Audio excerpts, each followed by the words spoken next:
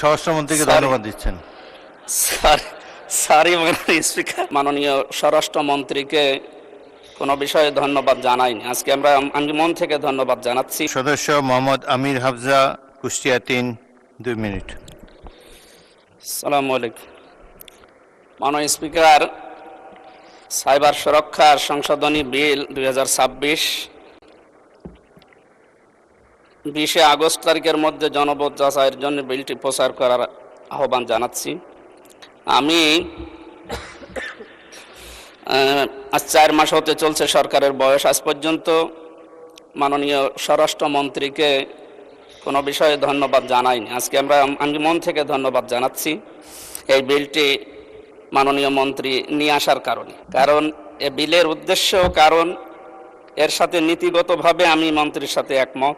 মাননীয় সদস্য, বিলটি তো এনেছেন ডাক টেলিযোগাযোগ মন্ত্রী মাহবুব আনাম সাহেব, আপনি স্বরাষ্ট্রমন্ত্রীকে ধন্যবাদ দিচ্ছেন। সরি মাননীয় স্পিকার,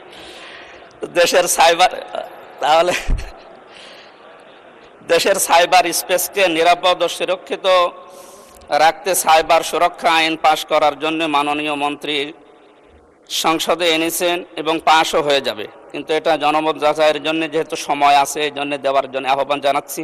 এখানে কোরআন হাদিসের যে বিষয়গুলো এই সাইবারের বিষয়ে আমরা পেয়েছি, তার ভেতরে সূরা নিসার 149 নম্বর আয়াতে আল্লাহ রাব্বুল আলামিন এ বিষয়ে বিস্তারিত ব্যাখ্যা দিয়েছেন। ইন তুবদু খায়রান আও তুখফুহু আও তাফু আন সুইন ফাইনাল্লাহা কানা আফুওয়ান কাদিরা।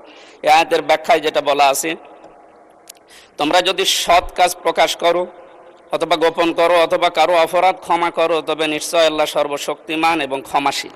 এই আয়াতের ব্যাখ্যার দ্বারা বোঝা যায়, বাংলাদেশে আমরা এর আগে মাননীয় সংসদ সদস্যদের মাধ্যমে যেটা শুনলাম, সাইবারের দ্বারা অ্যাটাক যে বিষয়গুলো সবচাইতে বেশি হয়, সেখানে রাজনৈতিক ব্যক্তিবর্গের নামই বেশি আসে। ধন্যবাদ মাননীয় সদস্য। পরবর্তী বক্তা জনাব মোহাম্মদ কামরুল হাসান, ময়মনসিংহ 6, সময় 2 মিনিট। মাননীয় বিরোধী দলের নেতা বলুন। ধন্যবাদ মাননীয় স্পিকার। এই আইনটি আসলে সমাজের জন্য খুবই গুরুত্বপূর্ণ, নারী পুরুষ সকলের জন্য, বিশেষ করে নারী জাতির জন্য। কিন্তু অতীতের অভিজ্ঞতা থেকে সবাই শঙ্কিত, এই জায়গাটাই সবাই তুলে ধরেছে যে আইনের যেন সঠিক প্রয়োগ হয়। যারাই বক্তব্য রেখেছেন সকলের বক্তব্যের সারবস্তু এটি। সুতরাং আমার মনে হয় নতুন কিছু আসার নাই। এখন বাকিরা স্যাক্রিফাইস করলে আপনি এটা আগাইতে পারেন।